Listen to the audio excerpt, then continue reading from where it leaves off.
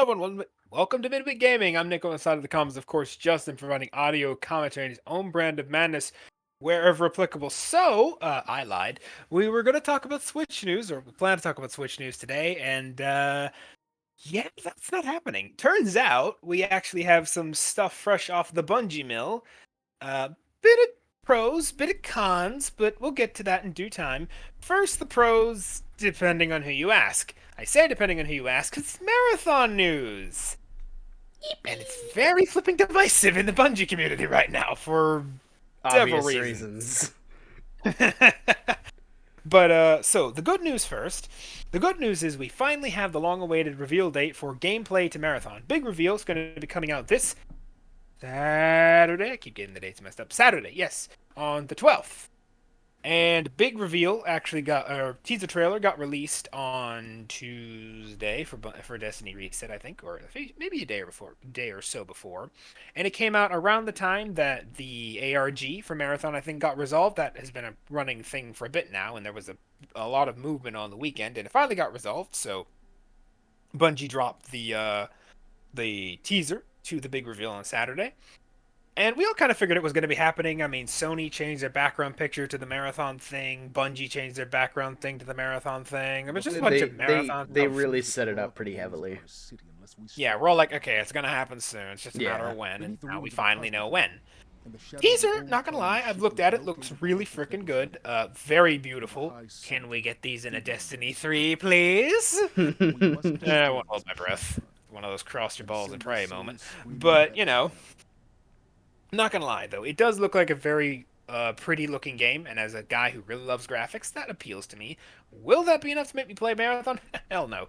But it is definitely something to keep an eye on. It's on the table on whether or not you're actually willing to play, because Nick at the very least is willing to go and kind of see what the gameplay is like and see what's gonna come with it.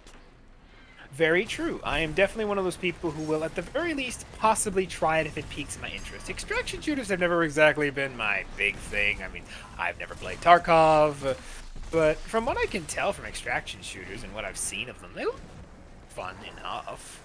Like I said, and Bungie, like, again, regardless of what you think about Bungie as a studio and yada yada, they do know how to make compelling gameplay. I'll give them that much credit where credit is due. Yep. So, again, it might be fun, and I'll at the very least maybe try it when it comes out. Again, the jury's still out if I will, but we'll wait until the reveal and, ask me then kind of thing. So that's the good news.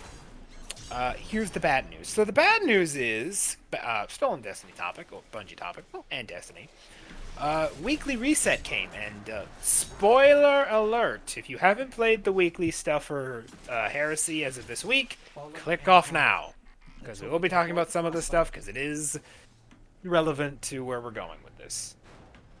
Okay? Are they gone? Okay, I think they had a chance. You've had your chance. So, that is going back to the Destiny topic.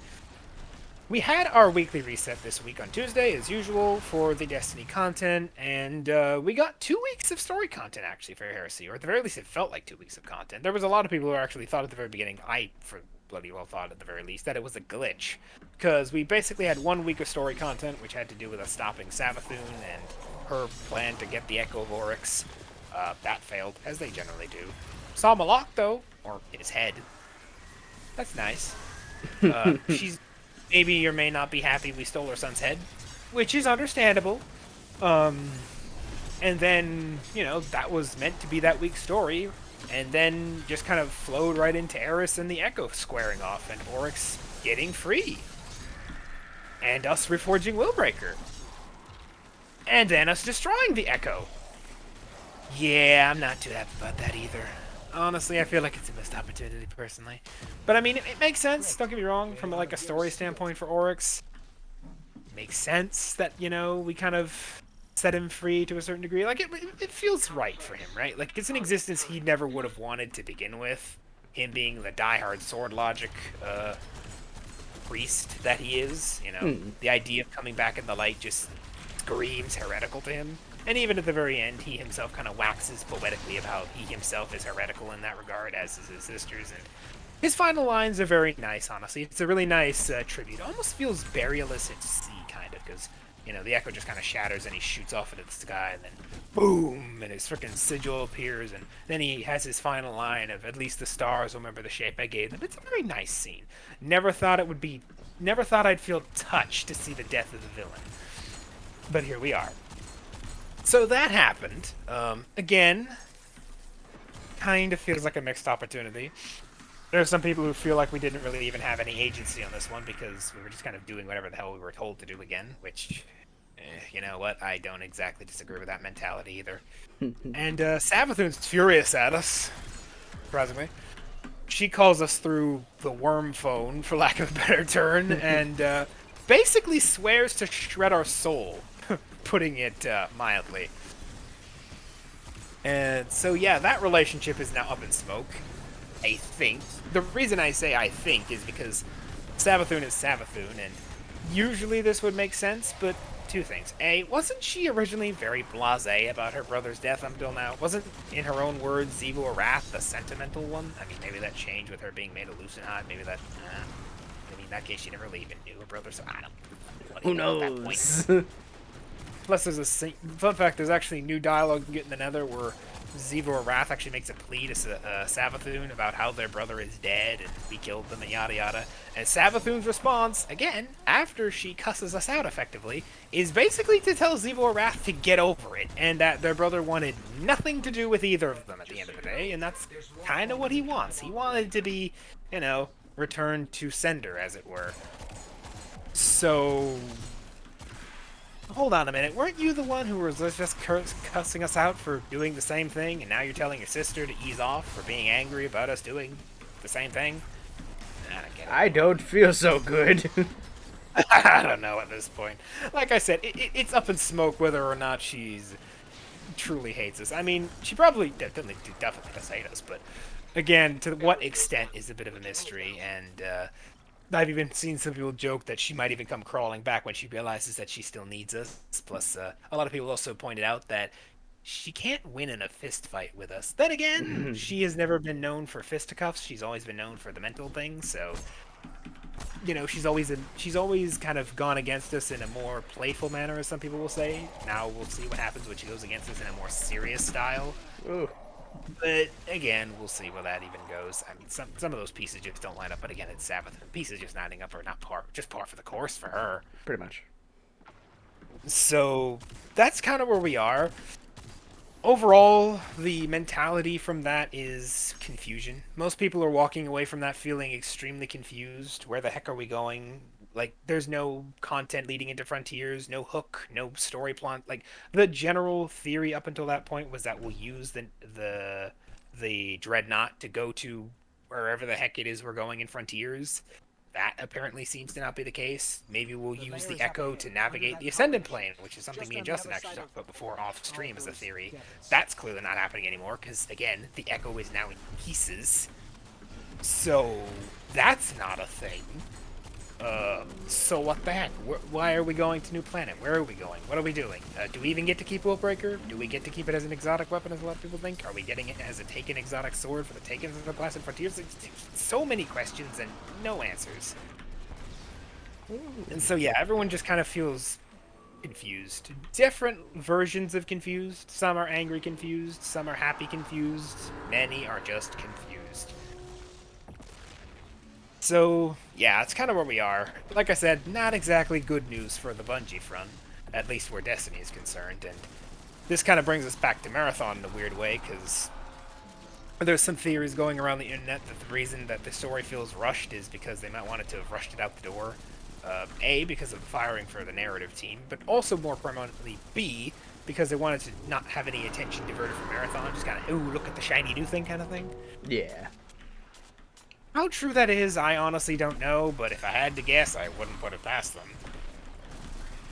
And this kind of leads me to a more interesting point, right?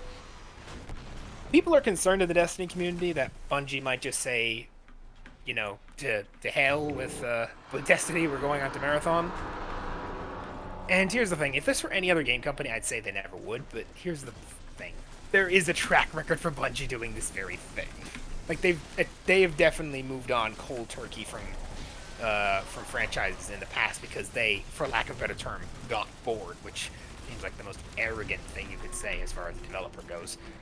But that's just my 2 cents.